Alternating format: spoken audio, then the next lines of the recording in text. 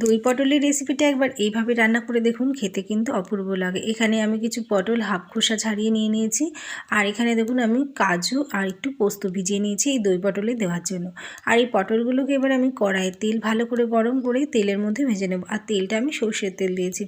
এবার আদা কাঁচা লঙ্কা সামান্য একটু জিরে আর কাজু আর পোস্ত যেটা ভিজিয়ে রেখেছিলাম সব কিছুতে একটা স্মুথ পেস্ট করে নেব।